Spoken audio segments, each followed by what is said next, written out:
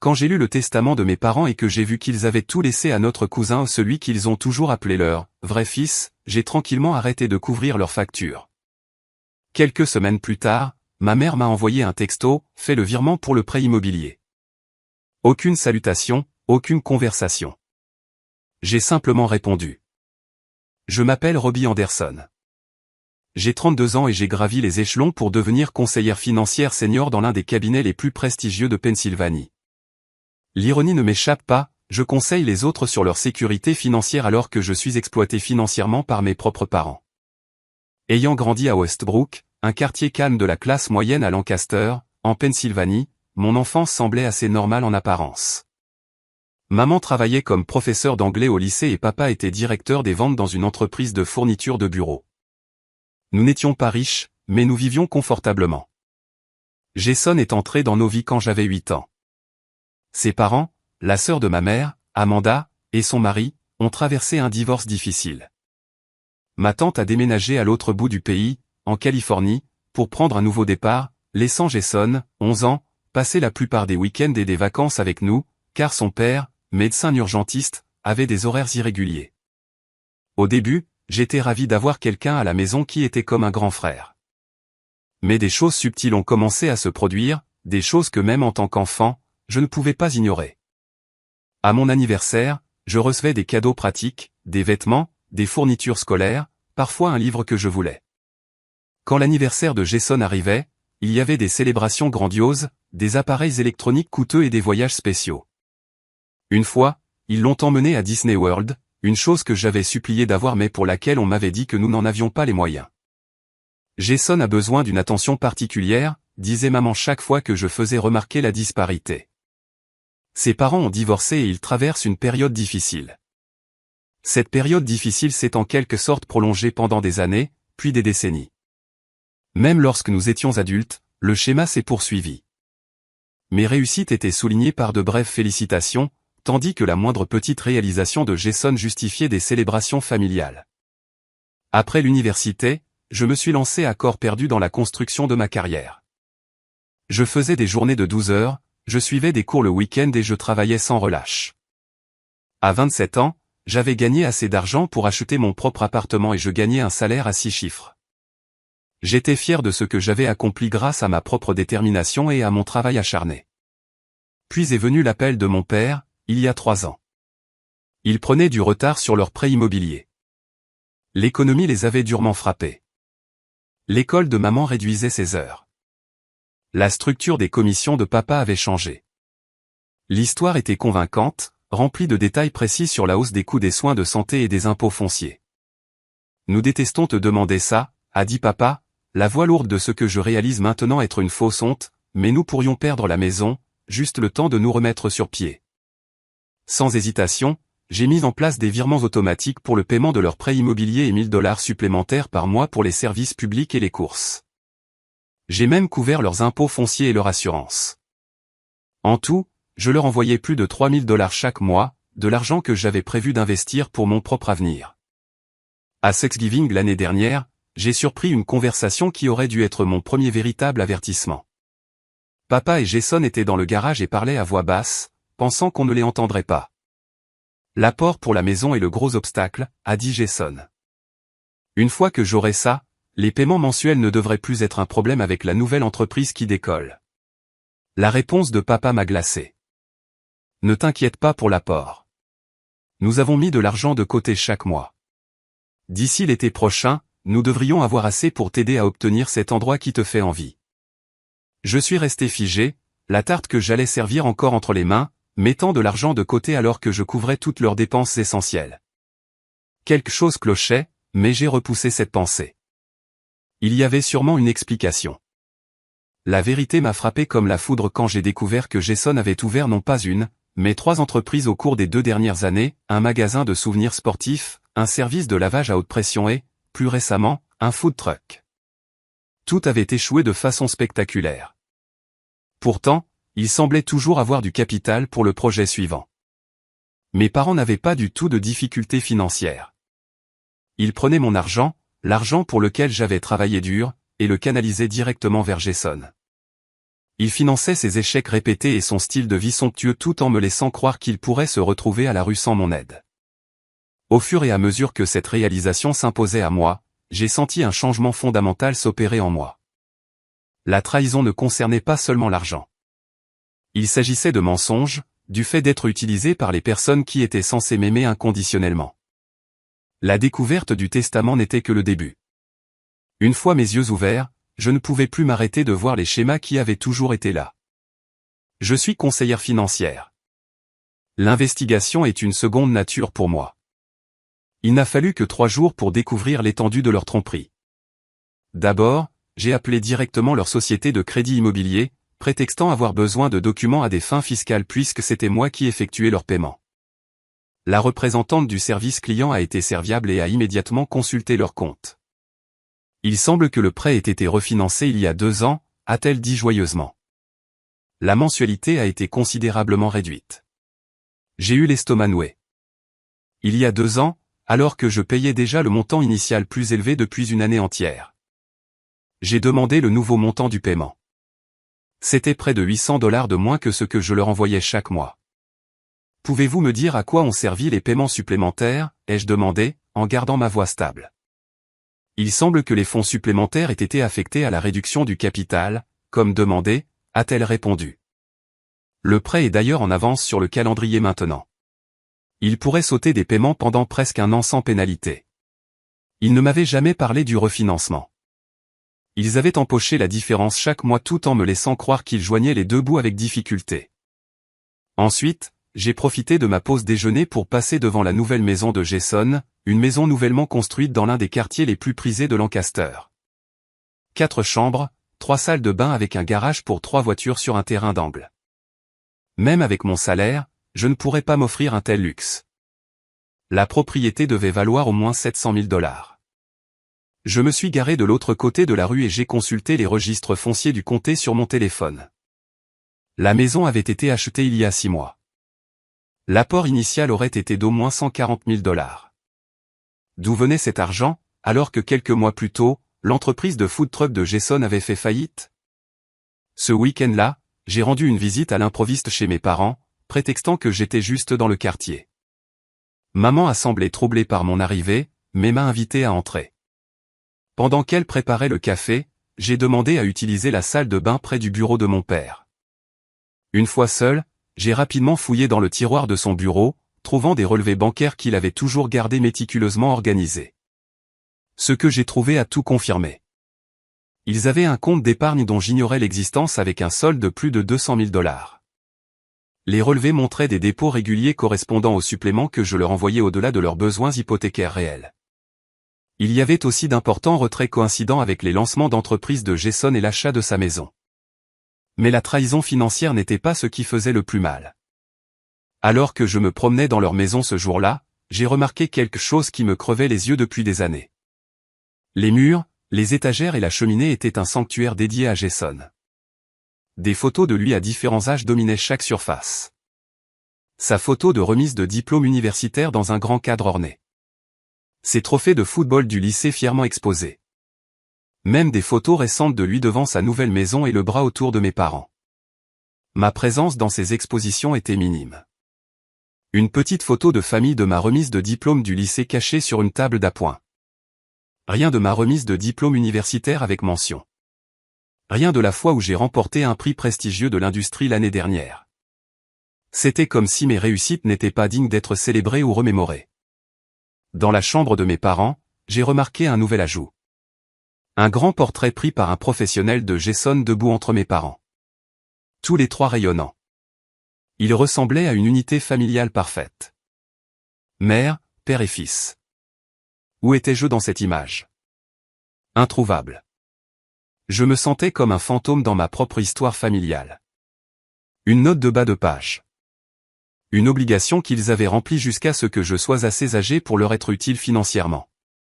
Toutes ces années, j'avais interprété leur distance émotionnelle comme le simple fait de naître, pas du genre à faire des câlins, ou comme des parents de la vieille école qui ne croyaient pas aux éloges excessifs. À quel point j'avais eu tort. La dernière pièce du puzzle est apparue au moment où je partais et que j'ai remarqué le téléphone de maman sur le comptoir de la cuisine. Elle était sortie pour arroser les plantes, me laissant un moment seul. Je n'aurais pas dû regarder, mais quelque chose m'y a poussé. J'ai pris son téléphone, qui n'avait pas d'écran de verrouillage. Maman n'avait jamais été douée avec la technologie.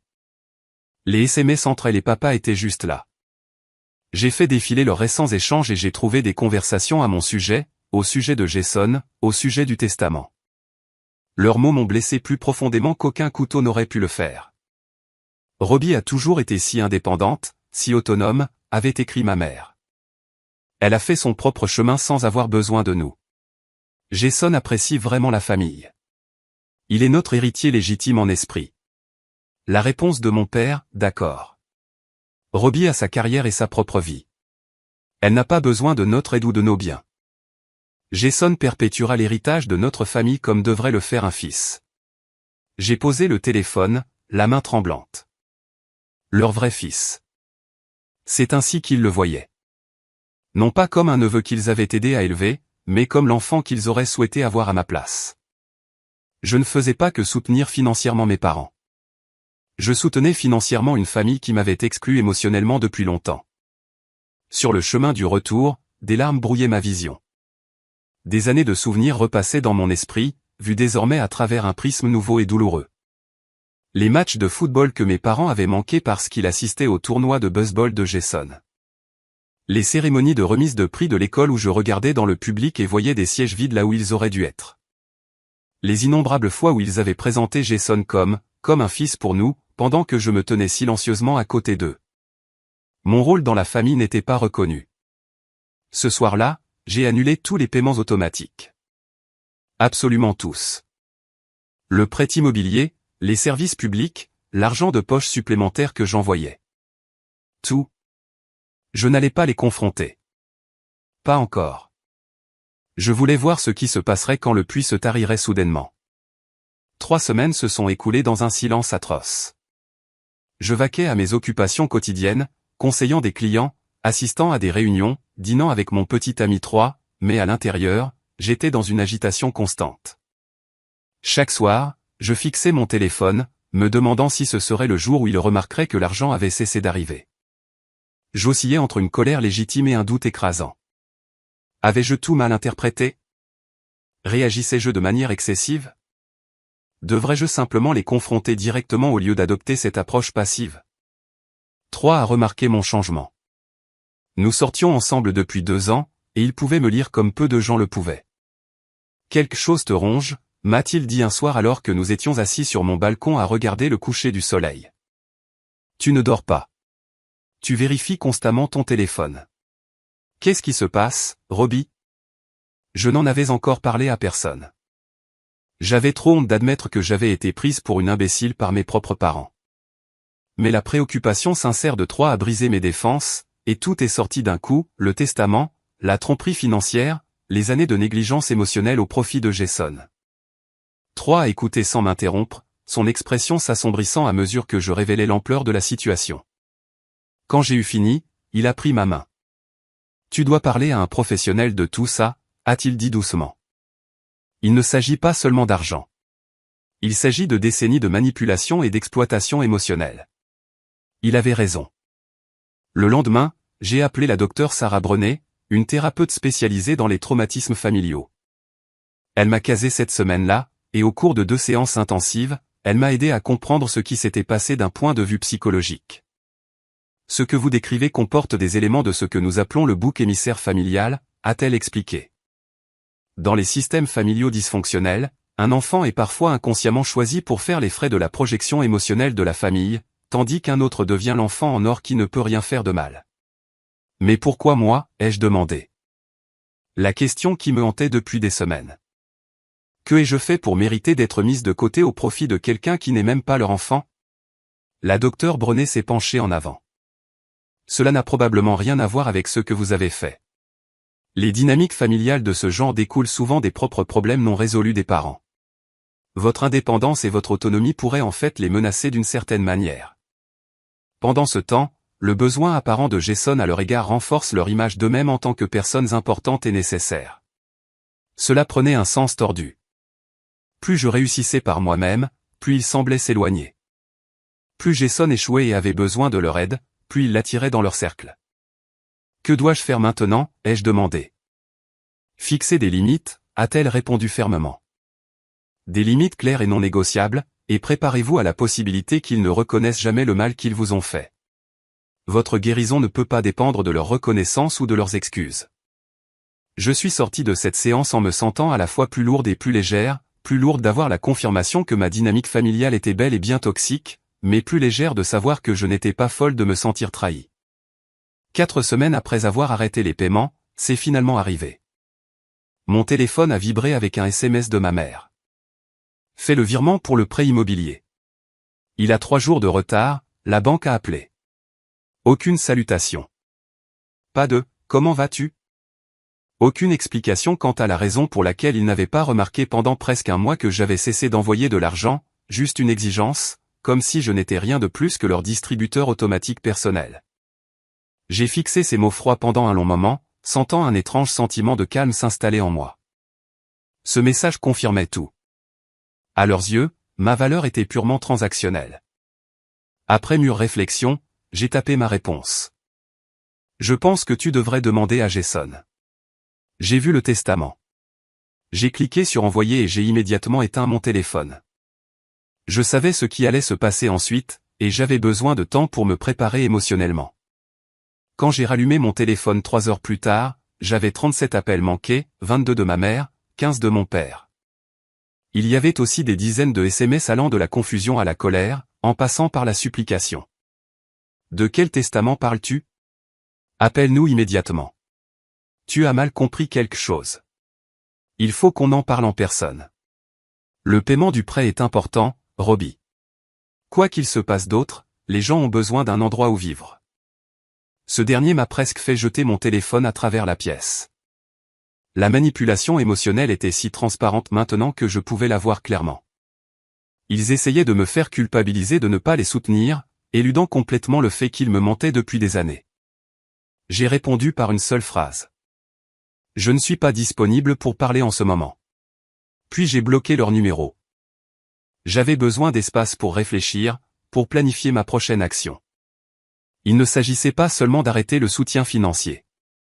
Il s'agissait de récupérer mon estime de soi et d'établir des limites qui auraient dû être en place depuis longtemps. Ce soir-là, Troy est resté dormir. Nous étions assis sur le canapé à regarder un film quand on a sonné à la porte, puis encore, puis des sonneries continues suivies de coups contre la porte. Robbie, ouvre cette porte immédiatement. Nous savons que tu es là. La voix de mon père était plus en colère que je ne l'avais jamais entendue. Troy m'a regardé avec inquiétude. Tu n'es pas obligé de leur parler si tu n'es pas prête, a-t-il dit. J'ai pris une profonde inspiration. Non, c'est le moment. Mais pourrais-tu rester? J'aurais bien besoin de ton soutien. Il a hoché la tête, me serrant la main alors que je me dirigeais vers la porte. Je l'ai ouverte pour y trouver non seulement mes parents, mais aussi Jason. Tous les 3 avaient l'air de s'être précipités dans la panique. Ça n'allait pas être une discussion rationnelle. Ça allait être une embuscade. Comment oses-tu lire des documents privés sur l'ordinateur de ton père, a commencé ma mère avant même que je puisse parler. Son visage était rougeau, ses cheveux normalement parfaitement coiffés étaient ébouriffés. Je me suis écarté, leur permettant d'entrer dans mon appartement, mais en gardant mon calme. Entrez, je vous en prie. Je crois que nous avons beaucoup de choses à discuter. Ils sont entrés, mon père regardant autour de lui d'un air désapprobateur, comme s'il cherchait des signes que je gaspillais de l'argent qui aurait pu leur revenir. Jason est resté en retrait, semblant mal à l'aise et évitant de croiser mon regard. Troy s'est levé du canapé et s'est présenté, offrant des poignées de main que mes parents ont acceptées à contre-cœur et que Jason a complètement ignorées.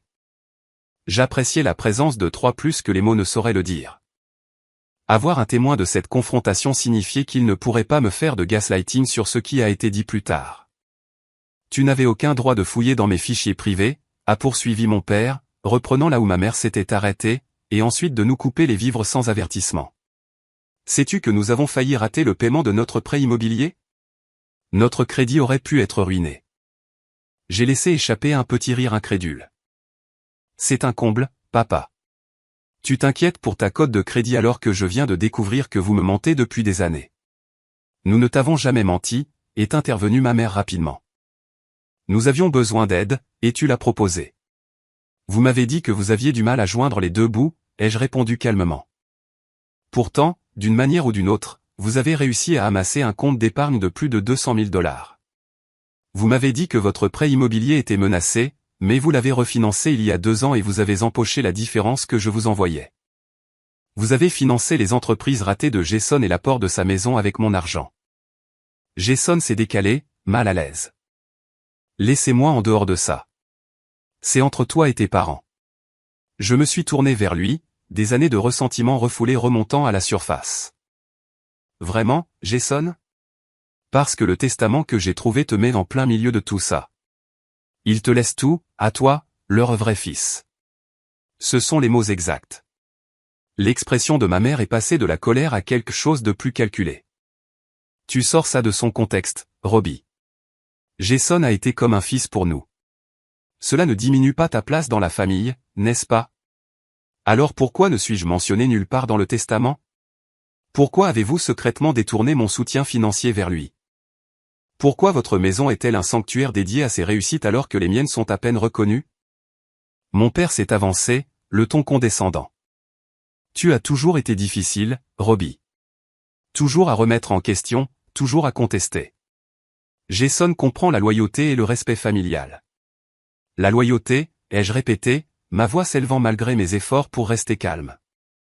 Est-ce de la loyauté que de profiter de sa fille, de l'exploiter financièrement tout en prévoyant de tout laisser à quelqu'un d'autre? Tu n'as pas besoin de l'héritage, a dit ma mère d'un ton dédaigneux. Tu as ta belle carrière, ton propre chez toi. Jason a l'esprit de famille. Il perpétuera notre héritage. L'implication était claire. Je n'avais pas assez l'esprit de famille. Mon succès et mon indépendance étaient utilisés contre moi, déformés pour justifier leur trahison. Et quel est exactement votre héritage, ai-je demandé. Apprendre à votre enfant que sa seule valeur est financière? Lui montrer que peu importe ses efforts ou ce qu'elle donne, elle ne sera jamais à la hauteur? Jason a finalement pris la parole. Écoute, je n'ai pas demandé à être mis sur leur testament. Je ne savais rien de tout ça. J'ai posé mon regard sur lui. Vraiment, Jason?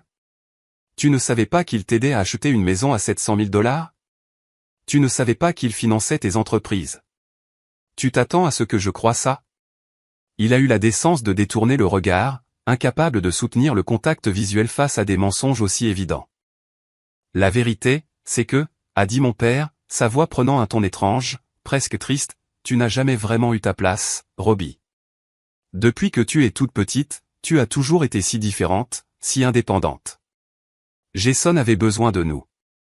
Toi, on n'a jamais eu cette impression. Les mots m'ont frappé comme un coup physique. Je n'avais jamais eu ma place dans ma propre famille parce que j'étais indépendante. Parce que j'avais travaillé dur et que j'avais réussi par moi-même sans avoir constamment besoin de leur aide. Ma mère a hoché la tête en signe d'accord. Nous nous sommes toujours sentis plus comme des observateurs dans ta vie que comme des parents. Avec Jason, nous nous sentons utiles, appréciés, respectés. Je suis resté là, momentanément sans voix. Ils essayaient réellement de justifier leur abandon émotionnel en prétendant que j'étais trop autonome. C'est alors que la porte d'entrée s'est ouverte. 3 s'était éclipsé quelques minutes plus tôt, et maintenant il revenait, rangeant son téléphone dans sa poche en m'adressant un regard significatif. J'ai compris immédiatement ce qu'il avait fait. Il avait enregistré la conversation, ce qui est légal dans notre État tant qu'une des parties est consentante. Je pense que nous en avons assez entendu, a dit 3 doucement, venant se placer à côté de moi. Robbie vous a soutenu pendant des années, et c'est ainsi que vous remboursez sa loyauté, en prétendant qu'elle n'a pas sa place dans sa propre famille. Ma mère a regardé 3 avec une hostilité non dissimulée. C'est une affaire de famille. Vous n'avez pas votre place dans cette conversation. En fait, si, ai-je dit, retrouvant ma voix. 3 est la famille que j'ai choisie. La famille qui m'apprécie pour ce que je suis, et non pour ce que je peux fournir. J'ai pris une profonde inspiration, me recentrant avant de continuer. Je pense que j'ai besoin de temps. J'en ai assez entendu ce soir pour savoir que ce n'est pas une relation saine pour aucun d'entre nous. J'aimerais que vous partiez tous maintenant. Mon père avait l'air stupéfait. tu nous mets à la porte après tout ce que nous avons fait pour toi. J'ai presque ri de l'absurdité de la situation. Qu'avez-vous fait exactement pour moi, papa? À part prendre mon argent sous de faux prétextes et prévoir de laisser tout ce que vous possédez à Jason? Nous t'avons élevé, s'est indignée ma mère. Nourri, habillé, nous t'avons donné un toit. C'est le strict minimum de la responsabilité parentale, ai-je répondu. Ce n'est pas quelque chose pour lequel vous obtenez des points supplémentaires, et cela ne vous donne certainement pas le droit de m'exploiter à l'âge adulte. Jason s'est dirigé vers la porte, voulant clairement échapper à l'attention. Je me tire. C'est entre vous trois. Alors qu'il se dirigeait à contre-cœur vers la sortie, mon père s'est retourné. Ce n'est pas fini, Robbie. Tu ne peux pas simplement nous couper les ponts. Nous sommes tes parents. Je l'ai regardé droit dans les yeux. Si, je le peux. Et jusqu'à ce que vous soyez prêts à reconnaître ce que vous avez fait et à faire de véritables réparations, c'est exactement ce que je fais. Après leur départ, je me suis effondré sur le canapé, épuisé émotionnellement. Trois s'est assis à côté de moi, passant son bras autour de mes épaules. Tu as bien agi, a-t-il dit doucement. Et j'ai tout enregistré, comme tu l'as demandé. Chaque mot. Je me suis blotti contre lui, infiniment reconnaissante de son soutien. Merci. J'ai le sentiment que nous allons avoir besoin de cet enregistrement. Cette confrontation n'était pas la fin. Ce n'était que le début de ce qui allait probablement être un processus long et douloureux pour établir des limites et récupérer mon estime de moi. Mais pour la première fois depuis des semaines, je me sentais lucide. Je n'étais pas folle. Je ne réagissais pas de manière excessive. Leurs propres mots avaient confirmé tout ce que je soupçonnais sur ma place dans la hiérarchie familiale. Maintenant, je devais décider quoi faire de cette connaissance, comment me protéger tout en luttant pour ce qui me revenait de droit, tant sur le plan émotionnel que financier. Dans la semaine qui a suivi la confrontation, je me suis lancé à corps perdu dans la recherche et la planification. Il ne s'agissait pas seulement d'une rupture familiale émotionnelle. Il y avait de graves problèmes financiers et potentiellement juridiques en jeu. Je devais aborder la situation de manière stratégique plutôt que réactive. Ma première étape a été de consulter Patricia Winters, une avocate spécialisée en droit de la famille, en droit des aînés et en litiges successoraux. J'ai apporté des copies de tous mes dossiers financiers, chaque paiement que j'avais fait à mes parents au cours des 3 dernières années, totalisant près de 120 000 $. Patricia a écouté attentivement mon histoire, en prenant des notes détaillées. Quand j'ai eu fini, elle a levé les yeux avec une expression pensive. Il y a plusieurs angles à considérer ici, a-t-elle dit. D'abord, concernant le testament lui-même. Oui, vos parents ont le droit légal de laisser leurs biens à qui ils choisissent. Le fait d'être leur enfant biologique ne vous donne pas automatiquement droit à un héritage. Mon cœur a sombré, mais elle n'avait pas fini. Qu'est-ce que cela signifierait concrètement, ai-je demandé. Au minimum, vous pourriez intenter une action en justice pour récupérer les fonds fournis sous de faux prétextes. Les SMS, les relevés bancaires et l'enregistrement réalisé par votre petit ami pourraient constituer des preuves précieuses. Mais je dois vous prévenir, les litiges contre des membres de la famille ont tendance à détruire définitivement les relations. Êtes-vous prête à cette éventualité? J'y ai réfléchi. La relation était déjà gravement endommagée. L'engagement d'une action en justice la rendrait-elle irréparable? Je ne veux pas les poursuivre en justice pour l'instant, ai-je décidé. Mais je voudrais tout préparer au cas où cela deviendrait nécessaire. Pouvons-nous tout documenter et l'avoir à disposition? Patricia a hoché la tête. Une approche sage. Nous allons préparer le dossier, mais nous attendrons avant de déposer quoi que ce soit. Parfois, le fait de savoir qu'une action en justice est possible suffit à amener les gens à la table des négociations.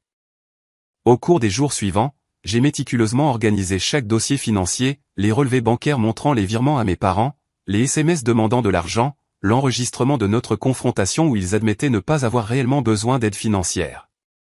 J'ai créé une chronologie complète documentant l'intégralité de mon soutien financier en parallèle avec les entreprises de Jason et l'achat de sa maison, montrant clairement le lien. Pendant ce temps, mes parents avaient lancé leur propre campagne, visant à ruiner ma réputation au sein de notre famille élargie. Mon téléphone s'est rempli de messages de tantes, d'oncles et de cousins, exprimant tous leur inquiétude quant à mon abandon de mes parents en difficulté. Comment as-tu pu leur couper les vivres alors qu'ils ont le plus besoin de toi, m'a écrit ma tante Linda. Ils t'ont tout donné et c'est comme ça que tu les remercies, a envoyé mon oncle Robert par SMS. Il est devenu clair que mes parents racontaient une histoire dans laquelle ils étaient les victimes et où j'étais la fille ingrate et égoïste qui les avait abandonnés dans le besoin. Ils avaient dit à tout le monde qu'ils risquaient la saisie de leur maison parce que j'avais soudainement cessé de les aider, omettant commodément le fait qu'ils me mentaient depuis des années et prévoyaient de me déshériter. Plutôt que de m'engager dans un débat à l'échelle de la famille, j'ai répondu simplement et systématiquement, la situation est plus complexe que ce qu'on vous a dit. J'aime mes parents et je veux ce qu'il y a de mieux pour tout le monde, mais j'ai besoin d'établir des limites saines. 2 semaines après la confrontation, j'ai reçu un appel d'un numéro que je ne reconnaissais pas.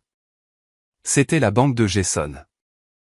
Apparemment, ils m'avaient indiqué comme référence pour une demande de prêt, et ils effectuaient un appel de vérification.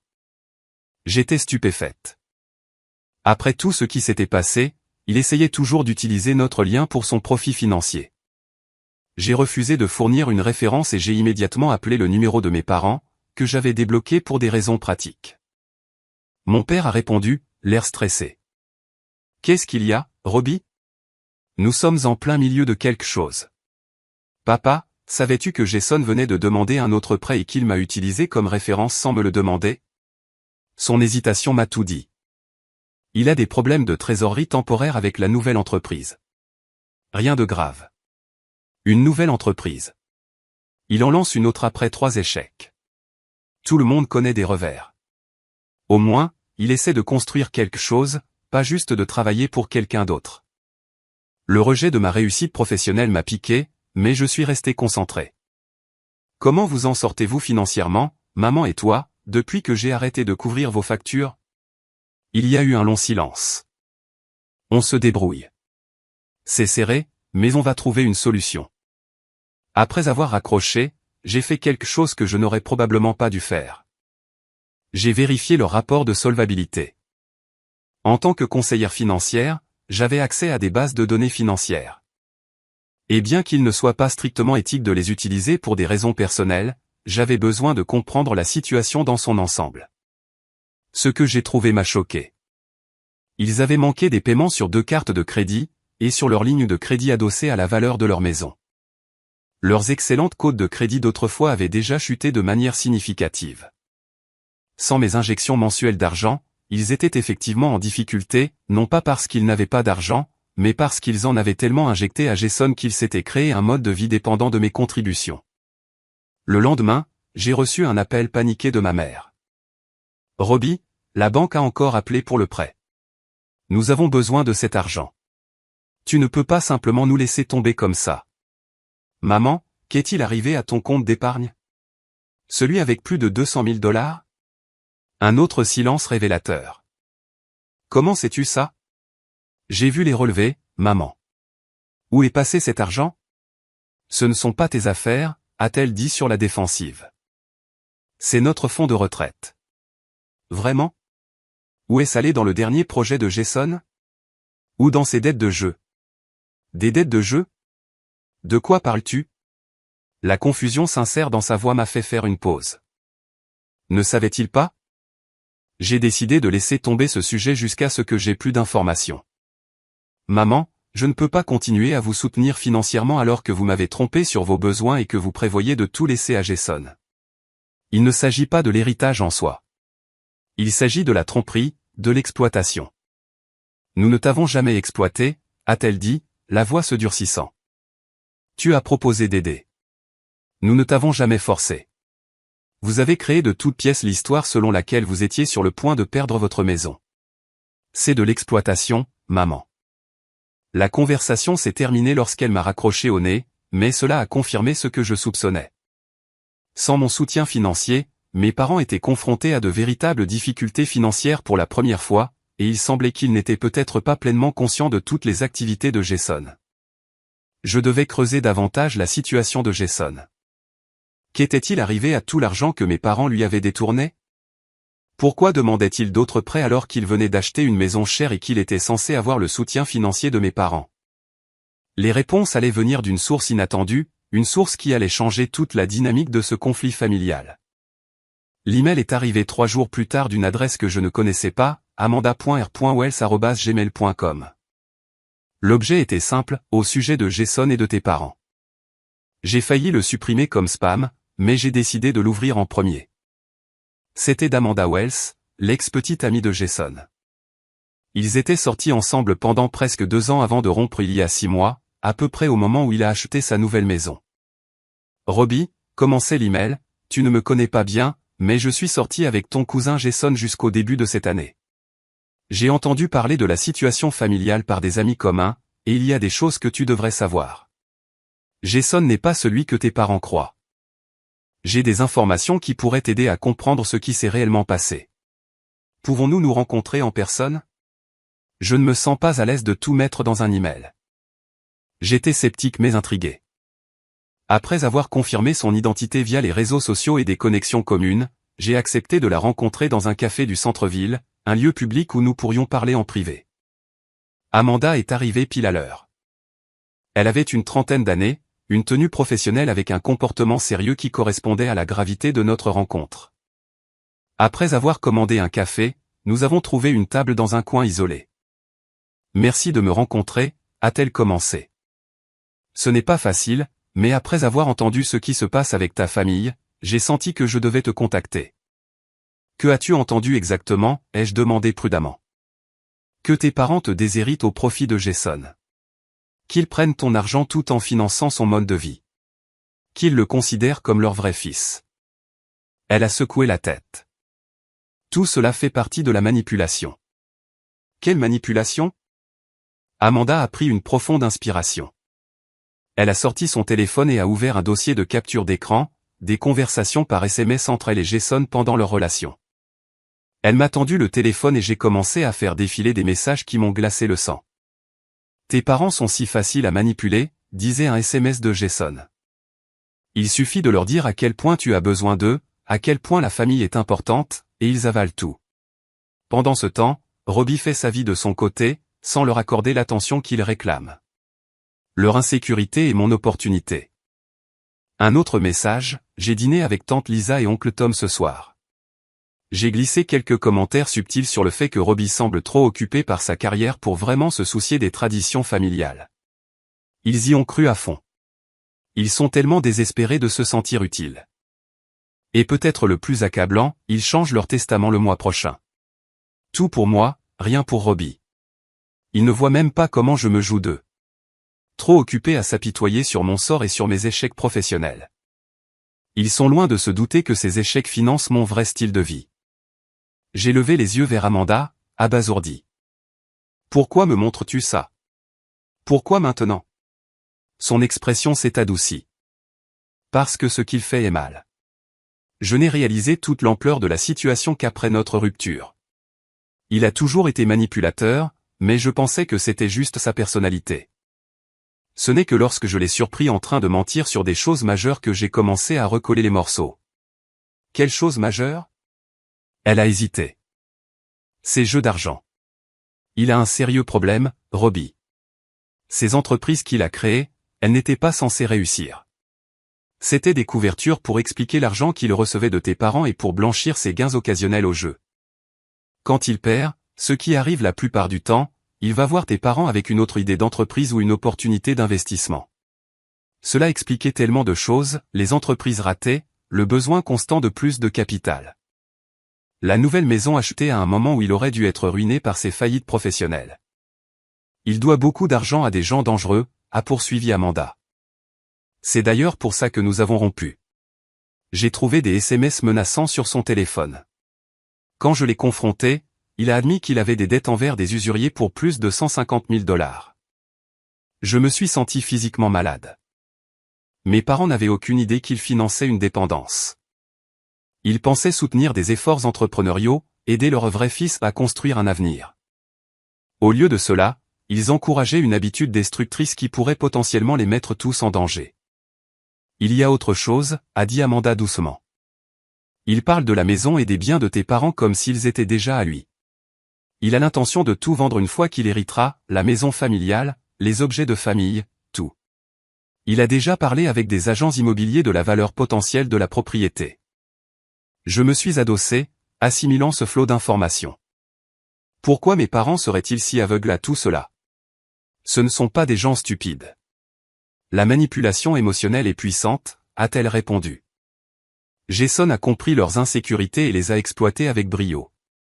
Il les a fait se sentir utiles, appréciés, respectés ou toutes les choses qu'il a devinées qu'ils n'obtenaient pas de leur relation avec toi. Non pas parce que tu ne fournissais pas ces choses, mais parce qu'il a activement travaillé pour leur faire croire que tu ne le faisais pas. As-tu d'autres preuves en plus de ces SMS, ai-je demandé. Bien que les messages fussent accablants, ils pourraient ne pas suffire à convaincre mes parents qui pourraient les rejeter comme étant sortis de leur contexte ou fabriqués de toutes pièces. Amanda a hoché la tête. J'ai tenu un journal pendant notre relation. J'ai des dates, des heures, des conversations spécifiques où Jason exposait ses stratégies pour manipuler tes parents. Et j'ai des échanges de mails où il parlait de ses dettes de jeu et de ses projets pour leur bien.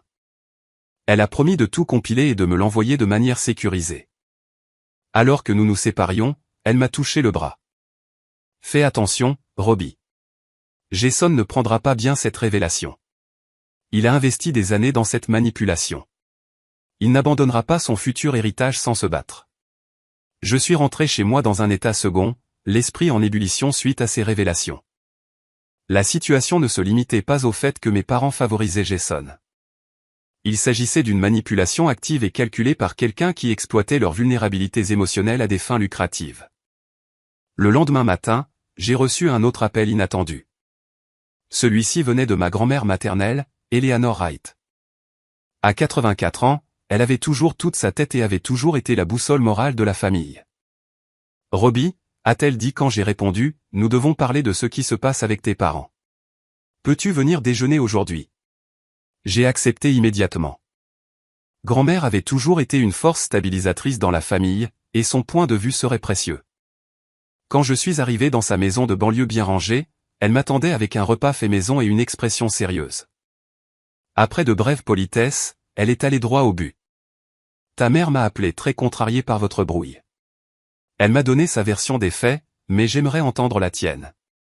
Je lui ai tout raconté. La découverte du testament, la tromperie financière, la confrontation, et maintenant les révélations sur la manipulation et les jeux d'argent de Jason. Elle a écouté sans m'interrompre, hochant parfois la tête comme si les pièces d'un puzzle se mettaient en place pour elle. Quand j'ai fini, elle a soupiré profondément. Je me doutais que quelque chose n'allait pas depuis des années. La façon dont ils élevaient Jason tout en te prenant pour acquise ne m'a jamais semblé juste. Pourquoi penses-tu qu'ils ont été si sensibles à cela, ai-je posé la question qui me hantait. Les yeux de ma grand-mère ont pris un regard lointain. Ta mère a toujours lutté contre l'insécurité. Enfant, elle cherchait constamment l'approbation, la validation. Ton père est similaire, il a besoin qu'on ait besoin de lui pour se sentir important. Quand tu es devenue indépendante, que tu as réussi par toi-même, ils ont interprété cela comme le fait que tu n'avais pas besoin d'eux. Mais ce n'est pas juste, ai-je protesté. Les parents ne devraient-ils pas vouloir que leurs enfants deviennent indépendants? Dans les familles saines? Oui, a-t-elle répondu.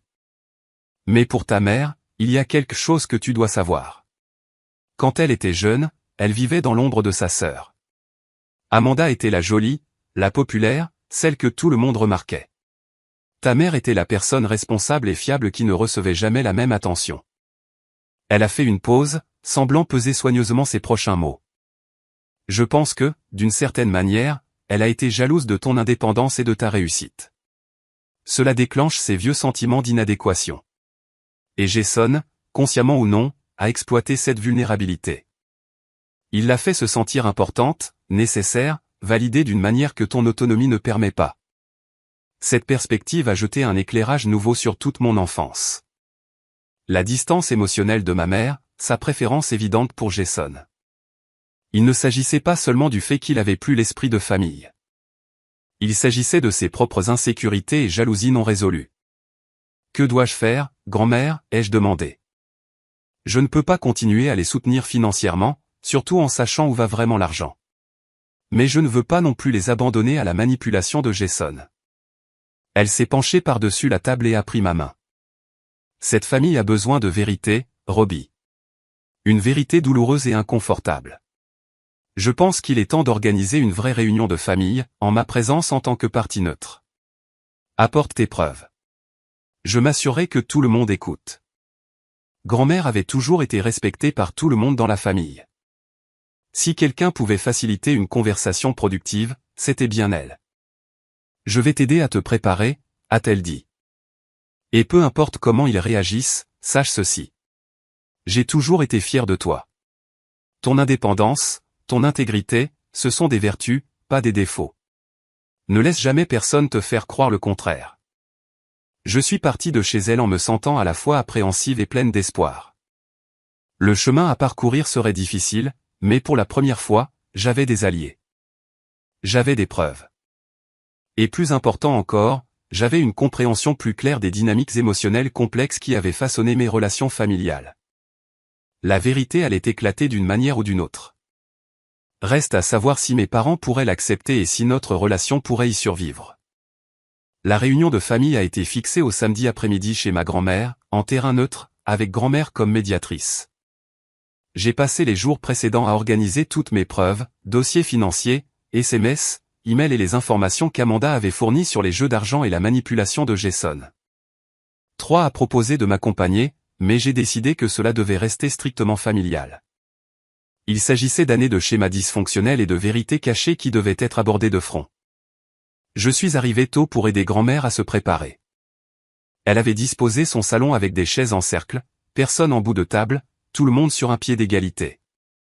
Sur une table d'appoint, elle avait placé des photographies des années passées, des réunions de famille, des vacances, des remises de diplômes, un rappel visuel de ce qui était en jeu. N'oublie pas, a conseillé grand-mère alors que nous entendions des voitures se garer dans l'allée, reste calme, tiens-t'en nos faits et garde l'accent sur la guérison, pas sur la punition. Mes parents sont arrivés les premiers, l'air appréhensif. Ils ont salué grand-mère chaleureusement mais ne m'ont adressé que des hochements de tête raides. Jason est arrivé avec 10 minutes de retard, visiblement mécontent d'être là. À ma grande surprise, ma tante Jennifer, la sœur de ma mère et la mère de Jason, s'est également jointe à nous, ayant pris un vol depuis la Californie à la demande de grand-mère. Une fois tout le monde assis, grand-mère a pris les choses en main. Nous sommes ici aujourd'hui parce que cette famille est fracturée, et il est temps de guérir ces fractures. Il n'y aura pas d'interruption, pas de voix qui s'élève, et personne ne partira avant que nous ayons abordé les problèmes en question. Robbie a des informations à partager, et tout le monde écoutera respectueusement. J'ai pris une profonde inspiration et j'ai commencé, en me concentrant sur le maintien d'un ton stable et factuel. Il y a 3 ans, j'ai commencé à soutenir financièrement maman et papa parce qu'ils m'ont dit qu'ils risquaient de perdre leur maison. Depuis lors, j'ai fourni plus de 120 000 $ de soutien direct. J'ai distribué des copies des relevés bancaires montrant mes virements réguliers, suivis de documents sur la situation financière réelle de mes parents, le prêt immobilier refinancé, le compte d'épargne secret, l'argent détourné vers Jason. Il y a 2 mois, j'ai découvert par hasard que malgré l'acceptation de ce soutien, vous prévoyez de tout laisser à Jason dans votre testament, en l'appelant votre vrai fils. J'ai regardé directement mes parents, dont les visages avaient pâli. J'ai également découvert que l'argent que je fournissais ne servait pas à couvrir des besoins essentiels, mais était redirigé pour financer le style de vie et les entreprises de Jason. Mon père a commencé à m'interrompre, mais grand-mère a levé la main. Laisse-la finir, Tom. Tu auras ton tour. J'ai continué, décrivant la chronologie de la tromperie et l'impact émotionnel de la découverte que j'avais été manipulé et exploité par mes propres parents. Ensuite, je suis passé aux révélations concernant Jason. Ce que vous ne savez pas, ai-je dit en regardant mes parents, c'est que l'argent que vous avez donné à Jason, le vôtre et celui qui m'a été détourné, n'est pas allé dans des entreprises commerciales légitimes. J'ai distribué les preuves qu'Amanda m'avait fournies, SMS, email et sa déclaration sous serment concernant l'addiction au jeu de Jason et sa manipulation délibérée de mes parents pour créer un fossé entre nous. La pièce est devenue complètement silencieuse alors qu'il lisait les documents. Le visage de Jason était devenu livide. Ma mère a poussé un petit halètement en lisant le SMS où Jason se vantait de manipuler leurs insécurités. Ce ne sont que des mensonges, a fini par bafouiller Jason en se levant. Elle invente tout ça parce qu'elle est jalouse. Elle a toujours été jalouse de notre relation. Assieds-toi, Jason, a dit fermement grand-mère. Ces messages proviennent de tes propres comptes. Prétends-tu qu'ils sont fabriqués? Elle essaie de vous monter contre moi, a-t-il insisté, mais sa voix manquait de conviction. Ma tante Jennifer, qui était restée silencieuse jusqu'à présent, a pris la parole. Jason, je reconnais ta façon d'écrire des textos. La façon dont tu écris, les expressions que tu utilises. Ce sont tes messages. Elle s'est tournée vers mes parents. Lisa, Tom, je n'avais aucune idée que cela se passait. Je savais que vous étiez proche de Jason, mais je n'aurais jamais imaginé qu'il exploitait cette relation de cette manière. Ma mère pleurait silencieusement, les papiers tremblants dans ses mains. Mon père était assis, raide, le visage illisible. Il y a encore une chose que vous devez savoir, ai-je dit doucement. Jason a des dettes importantes envers des personnes dangereuses à cause de ses jeux d'argent. Le prêt pour sa maison a déjà des arriérés. Les entreprises que vous l'avez aidé à créer n'étaient pas censées réussir. Elles servaient de couverture à ses activités de jeu et de moyens d'expliquer les afflux soudains d'argent liquide lorsqu'il gagnait occasionnellement. Jason s'est précipité vers la porte. Je n'ai pas à écouter ces mensonges. Si tu pars maintenant, Jason, tu confirmes tout, lui a crié grand-mère. Reste et défends-toi si ce sont vraiment des mensonges. Il a hésité, puis a ouvert la porte d'un coup sec et est parti en la claquant derrière lui. Le silence qui a suivi était assourdissant. Je ne voulais pas y croire, a fini par murmurer ma mère. Mais en voyant tout cela exposé ainsi, comment avons-nous pu être si aveugles? Mon père avait laissé tomber sa tête dans ses mains. Tout cet argent. L'argent que tu nous as envoyé, Robbie. Nos économies. Tante Jennifer s'est déplacée pour s'asseoir à côté de ma mère, passant un bras autour de ses épaules. Lisa, nous avons tous été trompés par des gens que nous aimions. La question est de savoir ce que vous faites maintenant avec la vérité. Grand-mère a repris le contrôle de la conversation. Tom, Lisa, je pense qu'il est temps que vous reconnaissiez le mal que vous avez fait à Robbie. Pas seulement l'exploitation financière, mais les années de négligence émotionnelle pendant que vous éleviez Jason à une position qu'il ne méritait pas. Mes parents se sont regardés, une communication silencieuse passant entre eux. Mon père s'est tourné vers moi, les yeux remplis de honte. Nous n'avons aucune excuse, a-t-il dit doucement. Nous avons eu tort. Profondément, inexcusablement tort. Je ne sais pas si tu pourras un jour nous pardonner, mais je veux que tu saches que je le vois maintenant. Tout. Comment nous avons profité de ta générosité. Comment nous n'avons pas su t'apprécier à ta juste valeur en tant que fille. Ma mère a eu du mal à parler à travers ses larmes. J'ai été si injuste avec toi, Robbie. Jennifer a raison. Nous étions aveuglés. Pas seulement par la manipulation de Jason, mais par nos propres problèmes. Je pense que j'ai été jalouse de ton indépendance, de ta réussite, de ta capacité à te créer une vie sans avoir besoin de validation constante. Elle a regardé sa sœur. De la même façon que j'ai toujours été jalouse de toi en grandissant. J'ai répété le même schéma avec ma propre fille. C'était la chose la plus honnête que ma mère m'ait jamais dite. L'aveu touchait au cœur de notre relation dysfonctionnelle. Pour la première fois, elle voyait et reconnaissait son propre rôle dans la dynamique familiale. Où allons-nous à partir d'ici, a demandé mon père, l'air perdu. Grand-mère a repris la parole. Cela dépend de ce que chacun veut. Robbie, de quoi as-tu besoin pour avancer? J'y avais longuement réfléchi. J'ai besoin de plusieurs choses. Premièrement, la reconnaissance et de véritables excuses pour la tromperie financière et le favoritisme émotionnel. Deuxièmement, un engagement à suivre une thérapie familiale pour aborder les problèmes sous-jacents. Troisièmement, un testament équitable qui ne m'exclut pas en tant que fille.